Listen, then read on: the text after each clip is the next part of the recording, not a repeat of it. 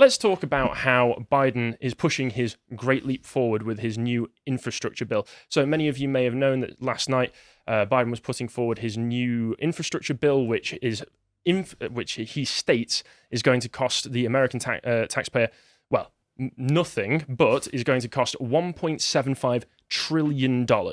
So here on CNBC, we can see them talking about it. President Joe Biden announced Thursday that he had reached a deal with Senate Democrat holdouts on the outlines of a $1.75 trillion social spending and climate bill. The product of months of tense negotiations between moderate and progressive lawmakers in his party, the new framework contains more details than anything else the White House has released thus far.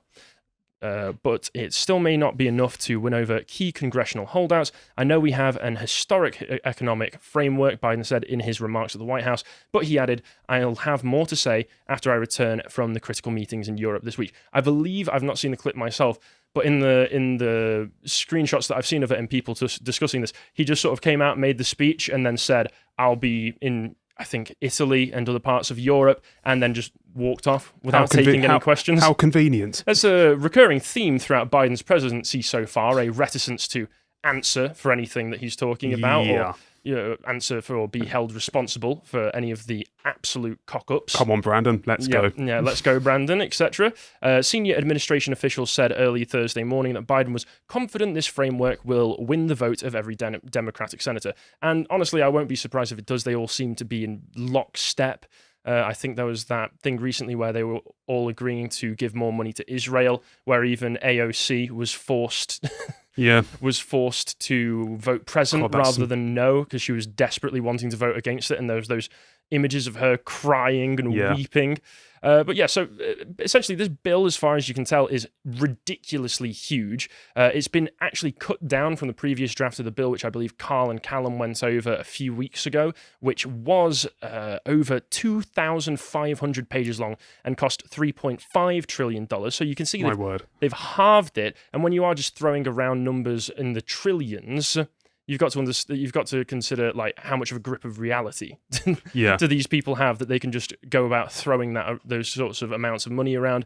So it not only just costs $1.75 trillion now, which is quite reserved of them, to be perfectly honest. It is hard to tell what is in the bill because it is still, having been cut down, still almost 1,500 pages long. So if you're wanting to know what's actually in there, if you want to know if they've potentially in a bill that large snuck anything in that could be disastrous for people, it's going to take you quite a long time. Yeah, well, maybe that's the point. Don't look at it. You can hide anything you want in there. I mean, it's incredibly obtuse on purpose.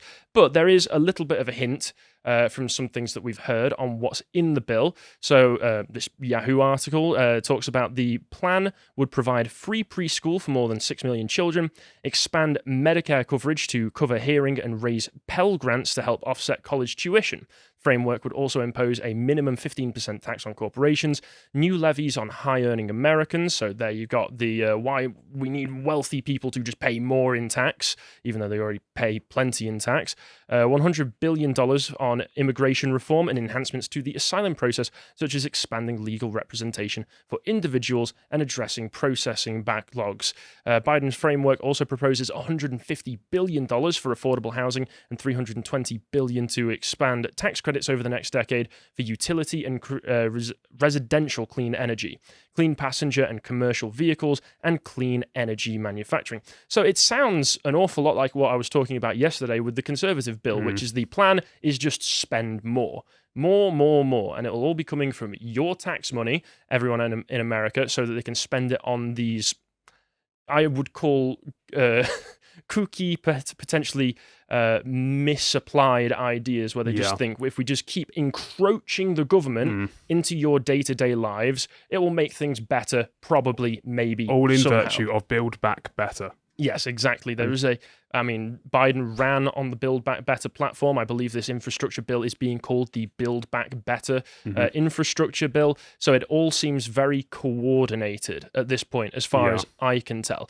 And so far as I can tell, the Build Back Better ideal seems to just be spend people's money, which is not entirely ideal if you're the people whose money they're spending. So there's a bit more that we can see about what the bill might entail for people, because the US government released this press release, this pamphlet, perhaps, these slides discussing an ideal scenario of what might be going on once the Build Back Better has been passed, what they expect to be the ideal. So if you just click on some of those images and go through some of them. So here you can see Linda is a working mother in Peoria,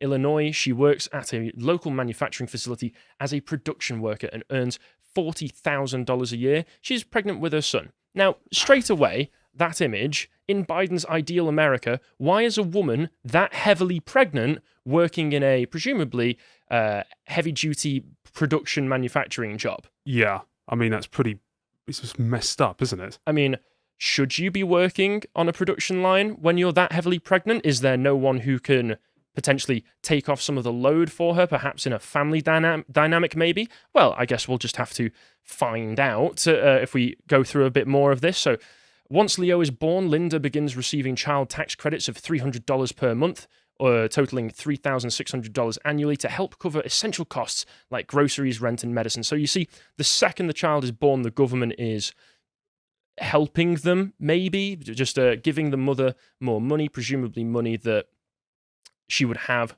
otherwise if it weren't being taxed from her. And there's also the question, once again, can she not get support from somebody else in a family dynamic to be able to support her in these situations and help contribute money to the household? And if we go again, John. Yep. As Leo grows up, the government helps cover the costs for his daycare, guaranteeing that Linda doesn't need to pay more than 7% of her income on childcare. Once again, I think people watching, you'll probably notice a recurring theme throughout this, which is there is no mention whatsoever of a father in this entire dynamic. No point whatsoever where the government is not involved. Yes, I mean, I personally wouldn't want to hand over my kids to daycare if there was an option for the father to work and the mother to potentially stay home. I know that's a bit of a perhaps a conservative idea, perhaps a bit of a traditional idea of a family dynamic. But once again, in those early phases of a child's life, it is very important that at least one parent is there on the regular, and having a father in the household is very beneficial. But it doesn't seem that they have planned for that, potentially. And if we carry on, when Leo turns 3, he attends a high-quality pre-K program for free. So once again, the government is just handing you out things. And then further on, it goes on to, thanks to his community college training, Leo lands a good-paying union job as a wind turbine technician. Yeah, I know. Leo's job is one of 4 million new jobs a year that are supported by President Biden's economic plan. Now, I would prefer it if it said something along the lines of lands a good-paying job as a technician at a nuclear firm, potentially. I mean, they are always banging on, especially with the Build Back Better folk, the Build Back Better cartel, that it's all about climate and we need to focus on climate and address climate change and all these other things, but they always go for the wind turbine. They go for the ones that look nice. They go for the ones that look sleek. Well, I mean, people have complained about wind turbines since they've been introduced. Yes. But they never, ever address nuclear power because they're scared of it. And it does also read like fan fiction. And then the last part here is that it says, later in life, Linda needs home and hearing care. Thanks to President Biden's plan, Linda can access affordable hearing care through Medicare, and Leo is able to afford at-home elder care for his mom. Now, there is a repeating motif throughout this as well, which is thanks to President Biden, thanks to President Biden. Sounds a little bit cultish, like they're incanting his name. But there's also just the idea of from birth till death, the government does not want to take a step away from your life. It does not want to take its hands off of you. As soon as you're born, you are getting childcare, you are getting free tax credits and all these sorts of things. There is no element of responsibility that is put purely on you as the individual. We have come over to the point where the government in America seems to be positioning themselves as the overbearing mother rather than a potentially stern and restrained father figure who would allow you to, go out and make your own decisions and make your own choices. And they do think they are making the world a better place by this because they think you are a bunch of children and they think you should be treated like children. And Barack Obama had something to say on this as well. This is a bit less important, but it is illuminating in the way that they're approaching this. So this is the statement that he released. In a country as large and diverse as ours, progress can often feel frustrating and slow, with small victories accompanied by frequent setbacks. But once in a while, it's still possible to take a giant leap forward. I can't believe he actually used that phrase. I know. I read that and I thought to myself, do you not understand the historical baggage that comes with certain leaps forward that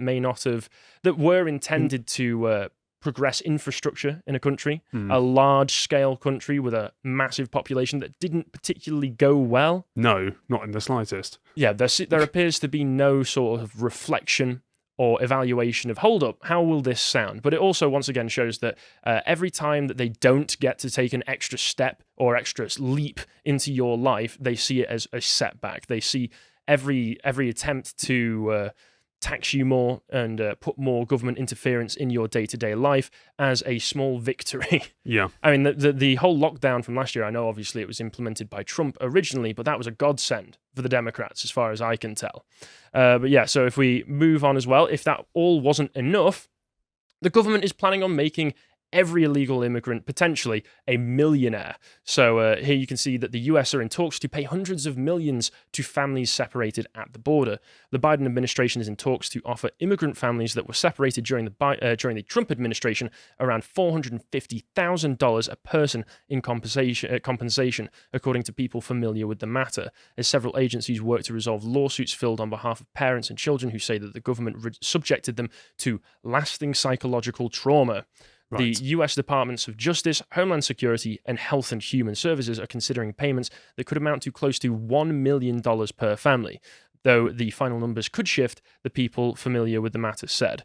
Most of the families that crossed the border illegally from Mexico to seek asylum in the US included one parent and one child, the people said. I don't know who these people they keep referring to in this Wall Street Journal article. It's not particularly well written out.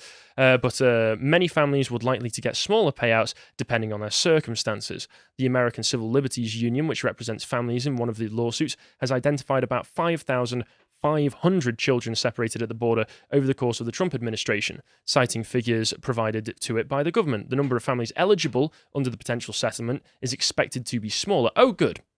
So it might be smaller. It's expected to be smaller. But we could still be paying, Americans could still be paying up to 5,500 illegal immigrants, hundreds of thousands of dollars each for psychological trauma. I don't know how they're going to be identifying these cases of psychological trauma, but the number of, the people said as government officials aren't sure how many will come forward. Around 940 claims have so far been filled by the families. So I don't understand why people wouldn't come forward, whether they have suffered legitimate psychological trauma or not, given the fact that they're offering $500,000 per person. You could just round up a bunch of random people and just say, oh, we were all part of some family, give us each $500,000. And there seems to be a complete disconnect with the idea that the reason that these families are being separated at the border is because, given that it's illegal crossing of the border, there is a huge problem in child trafficking. So they are separating these people from the adults that accompany them so that they can double check to see if you are actually related to them, if you are actually a family member. That's as far as I'm aware, at least. And it's not even like the Biden administration is doing any different from what Trump did. Here you can see the New York Post. This article, I believe, is back from February. Biden's kids in cages prove his hypocrisy on immigration. So Joe Biden and Kamala Harris in their nominational campaign savaged President Donald Trump for keeping kids in cages, but now they're doing the same thing and undoing the Trump policies that had mitigated the underlying problem. That is, the Biden administration is housing migrant teens in some of the very same facilities they decried. It's not really kids in cages or even kids in containers, as critics have often said of the pod-like structures in Texas, holding up 700 teens the White House says came to the country unaccompanied. But it's also not a solution. Biden and Harris are also reopening an overflow facility in Homestead, which Harris sought to protest in 2019. So the hypocrisies all round in regards to this. I don't know if at this point they have reopened them. I imagine they have. And the year before, she called Trump's treatment of migrants a crime against humanity. We are now continuing on. By all intents and means. And of course, many of the facilities opened under President Barack Obama, famously leading Trump to ask Biden in a debate, who built the cages, Joe? But the media blamed it all on Trump, who pursued similar policies to Obama's before finding a better way, namely working with Mexican and Central American governments to stem the tide of illegal immigration. Agreements Biden has unilaterally junked. So bring them in. We'll separate them, and then we'll just give them hundreds of thousands of dollars of your money. Sounds fair. What are they doing? It's extraordinary. And just to show the extent of this problem, in America, currently, you can see here on Statista, this is from 2017, there were 10.5 million unauthorized immigrants in the US. And it's probably gone up since then. And at the end of the day, what is this doing other than further incentivizing people to try and get into the country? That's exactly what it's doing. Legally or otherwise. And I mean, just look at that. From there's about 40% altogether across the state, the border states of California and Texas. So this is just completely incentivizing people to try and come in and further exacerbating a problem that the US has been suffering for years. It's absolutely insane is what it is. Sorry about this. I've just got a bit of an itchy nose. No, that's all right. But it is... I can't understand how he thinks this is going to improve anything. Yeah, and let's come in, spend all of your money, tell you that we're doing a very good thing for you. We're not going to take a moment where you get to step out of our shadow as your overarching government. We are your overbearing mother, and then we'll invite all of the other kids in from the playground and give them all of your stuff. Maybe he thinks that because he promises handouts, no one's going to complain about the cages again and talk about it ever again. Well, it certainly seems that he hopes to.